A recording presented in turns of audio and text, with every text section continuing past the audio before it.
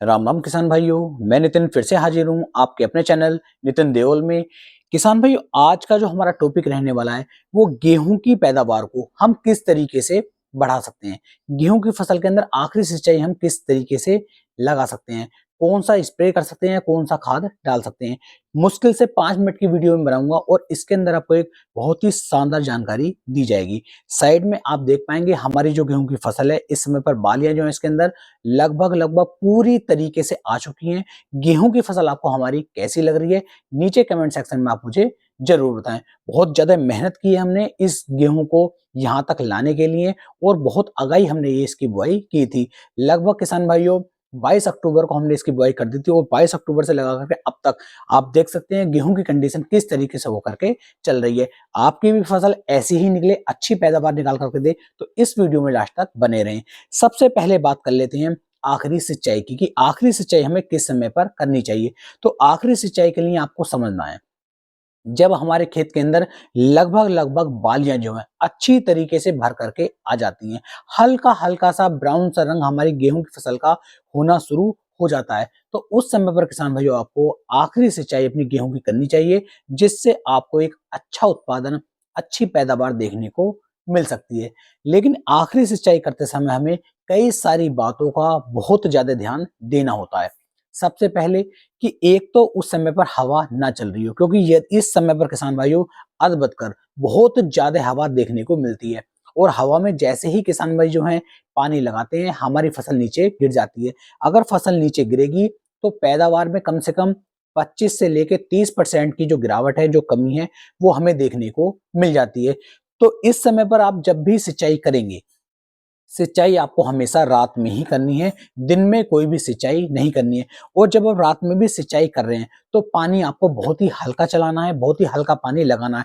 एक क्यारी को भर लीजिए, उससे दूसरी में पानी काट दीजिए, फिर उससे अगली में पानी काट दीजिए, जिससे कि जितना पानी हमारे खेत को चाहिए वो उसे मिल गया और उसके बाद उसके अंदर पानी नहीं बचना चाहिए। यदि आप इस तरीके से चलते हैं तो सिंचाई से आपकी फसल नीचे नहीं गिरती है। इसके अलावा आपको अगली बात का ध्यान ये रखना है कि अगर हमारे खेत के अंदर अभी नमी है तो नमी होने पर आपको पानी नहीं देना है। जब हमारा खेत पानी मांग रहा है, हमारी गेहूं पानी मांग रही है, उसी समय पर किसान भाइयों आपको जो है अपने खेत के अंदर सिंचाई करनी है। इस समय पर आपको एक स्प्रे का ध्यान और देना है। जब हमारी गेहूं की फसल के अंदर बालियां अच्छी तरीके से बन जाती है 50%, 60%, 70% तक, तो हमारे खेत के अंदर पोटेशियम की कमी देखने को मिल जाती है, पोटास की कमी आ जाती है। तो यहाँ पर आप 0050 और बोरोन इन दोनों का स्प्रे करेंगे तो हमारी फसल अच्छी तरीके से पकेगी, फसल अचानक से नीचे नहीं गिरेगी और फसल जब नीचे नहीं गिरती है, उसका तना मजबूत हो जाता है, तो हमारी जो पैदावार होती है वो हर वर्ष के मुकाबले ज्यादा देखने को मिलती है। मान लीजिए फसल अगर हमारी नीचे गिर जाती है तो हमारी पैदावार 25 से 30% तक नीचे चली जाएगी। तो इस समय पर आपको बोरोन का स्प्रे जरूर करवाना है, पोटास का स्प्रे जरूर करवाना है बेहतर रिजल्ट के लिए। मात्रा कितनी लेनी है? 0050 जो पोटास आती है इसकी मात्रा 1 किलोग्राम प्रति एकड़ के हिसाब से ले सकते हैं, और जो बोरोन हमारा 20% में आता है इसकी मात्रा 100 ग्राम प्रति एकड़ के हिसाब से ले सकते हैं। दोनों को मिक्स करेंगे, स्प्रे करेंगे, बेहतरीन रिजल्ट आपको देखने को मिल जाएंगे। यहाँ पर एक मुख्य बात और आप समझ लीजिए, अगर गेहूं के अंदर हमें लग रहा है कि फंगस का अटैक हो गया है, पीला पीला सा हमारा पत्ता पड़ रहा है, पीले रत्वे की हमारी समस्या गेहूं के अंदर आ रही है, तो आप इसके अंदर एक फंगीसाइड का उपयोग भी कर सकते हैं। फंगीसाइड के रूप में आप यहाँ पर क्या ले सकते हैं, अमिस्टार टॉप का आप उपयोग कर लीजिए, वो भी 100 ग्राम प्रति 100 ml प्रति एकड़ के हिसाब से। इसके भी बहुत शानदार रिजल्ट मिलेंगे, फसल के अंदर जो फंगस लगती है वो फंगस लगनी बंद हो जाएगी। तो इस तरीके से भी आप चल सकते हैं और इस स्प्रे को भी आप अपने इन्हीं स्प्रे के अंदर मिक्स करके उपयोग में ला सकते हैं। ऐसा नहीं कि अलग अलग स्प्रे करेंगे, एक ही स्प्रे में आपका पूरा काम हो जाएगा।